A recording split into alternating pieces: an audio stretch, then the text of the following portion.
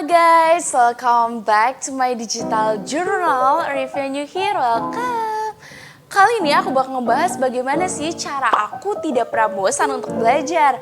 Nah, kalau kamu penasaran, tonton video ini sampai akhir ya, agar tips-tips yang kamu dapatkan bisa didapatkan secara lengkap.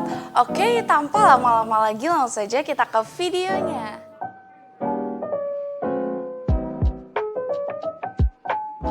Oke, jadi tip yang pertama adalah tingkatkan rasa keingintahuan kita terhadap materi tersebut.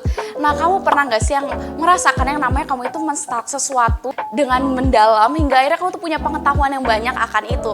Nah, artinya ketika kita itu punya rasa keingintahuan yang tinggi, kita itu bisa menemukan jawaban dari suatu hal.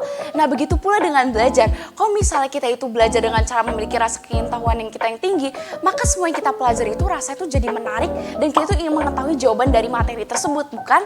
Nah, ini tuh ada yang namanya tuh CQ. Bagaimana seorang individu itu merasa tertarik untuk mempelajari suatu hal karena memiliki rasa keingintahuan yang tinggi atau memiliki motivasi yang tinggi sehingga segala sesuatu itu terasa lebih mudah belajar ya. Nah, ternyata CQ ini tuh tidak peduli apakah kita itu memiliki IQ yang tinggi atau enggak. Dan CQ itu bakal lebih mudah dikembangkannya dibandingkan IQ loh. Nah, bahkan Albert Einstein sendiri pernah berkata bahwa dia itu katanya I have no special talents, but I am only passionately curious. Nah, artinya adalah orang itu tidak harus memiliki talent yang spesial. Yang penting ketika orang itu punya rasa keingintahuan yang tinggi, maka semua pelajaran itu terasa menarik.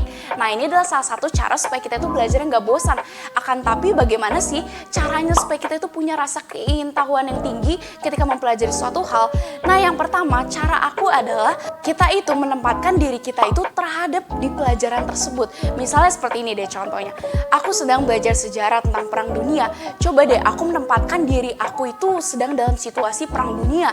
Sehingga aku tuh bisa merasakan suasananya, atmosfernya. Sehingga aku itu tuh terasa sedang seperti ada di dunia tersebut. Aku kan jadi bertanya-tanya nih misalnya, apa aja sih yang sebenarnya terjadi sekarang?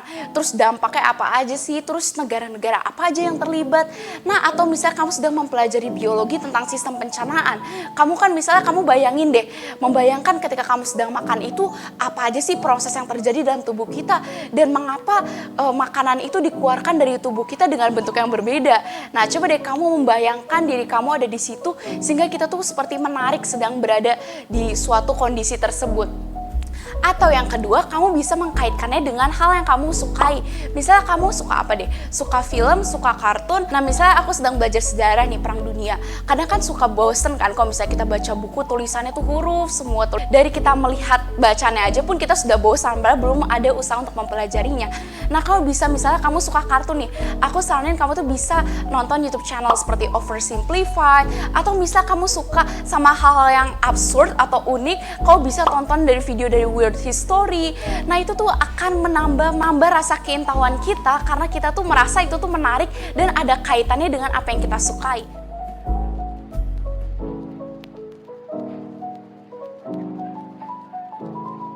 Tip yang kedua adalah lakukan active learning di atas passive learning. Nah, active learning sama passive learning itu apa sih?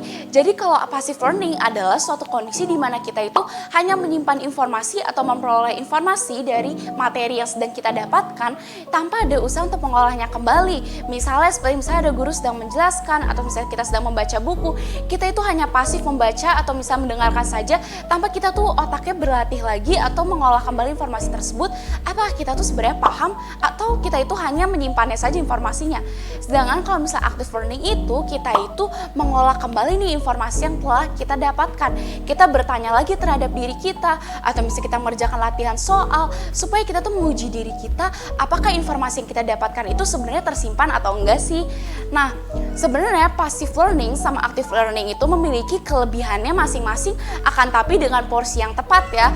Kalau misalnya kita terlalu pasif itu akan semua pelajaran itu terasa lebih bosan dan kita itu kita tidak tahu apakah kita sudah paham atau belum. Sedangkan kalau misalnya kita belajar terlalu aktif, terkadang juga kita kan harus membutuhkan informasi terlebih dahulu tanpa kita harus bertanya-tanya atau misalnya kita itu mengerjakan latihan soal dulu. Karena kalau misalnya kita mengerjakan latihan soal tanpa kita tahu nih materinya, kita nggak tahu kan untuk mempelajari materinya. Maka ada itu porsi yang tepat antara passive learning dan active learning merupakan hal yang tepat. Nah, dalam porsinya biasanya aku menerapkan yang namanya itu 80% active learning dan 20% passive learning. Nah, menerapkan active learningnya itu aku dengan cara itu self-quizzing. Jadi setelah aku nih mempelajari materi dulu nih 10-15 menit waktunya. Nah, aku bertanya lagi terhadap diri aku 3 pertanyaan penting. Yang pertama adalah apa aja sebenarnya yang telah aku pelajari sih? Yang kedua adalah apa saja sih inti atau kunci dari apa yang aku pelajari? Dan yang ketiga adalah apa sih dari materi ini yang kira-kira aku tuh bakal lupa di masa yang akan datang dan mana bagian yang belum aku paham. Nah, tanyakan terhadap diri kamu itu setiap 15 menit atau 15-20 menit sekali setelah kamu mempelajari suatu hal supaya kamu tuh tahu nih kemampuan kita tuh udah sampai mana nih dari informasi yang kita dapatkan.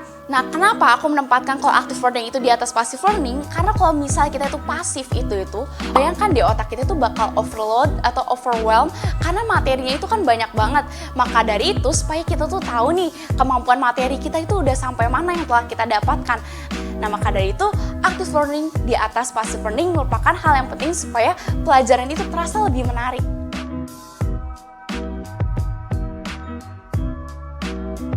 Tip yang ketiga adalah kualitas waktu belajar itu jauh lebih penting dibandingkan kuantitas waktu belajar. Nah, kenapa sih kualitas itu lebih penting daripada kuantitas dalam melakukan belajar?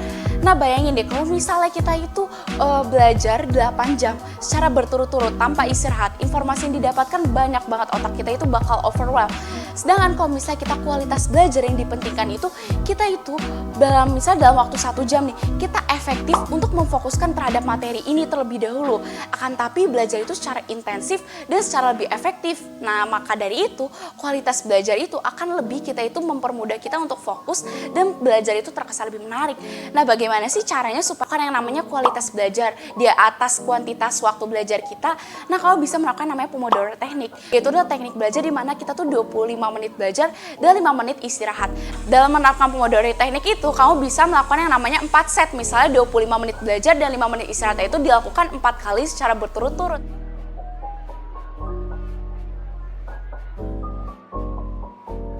Tip yang keempat adalah kaitkan cara belajar kamu itu dengan sesuatu yang berbeda. Misalnya nih, kamu belajar itu biasanya suka sendiri. Nah, kamu bisa lakukan yang namanya berdiskusi dengan orang lain. Nah, ini tuh sebenarnya penting banget sih berdiskusi dengan orang lain. Karena kalau misalnya kita hanya belajar sendiri aja kan, terkadang kita tuh nggak bisa mengetahui nih apa yang kita telah pelajari itu sebenarnya udah cukup atau belum sih. Kamu bisa membuat belajar itu seperti bermain game. Misalnya kamu bisa membuat yang namanya flashcards, atau yang kedua kamu bisa menggunakan aplikasi Quizizz. Jadi dengan aplikasi Quizizz itu kan kita bisa seperti bermain kuis, ada skornya dan sebagainya. Nah, maka dari itu dengan kamu menerapkan belajar yang berbeda atau tidak konvensional, itu akan membawa belajar itu kita tidak pernah bosan dan terasa lebih menarik.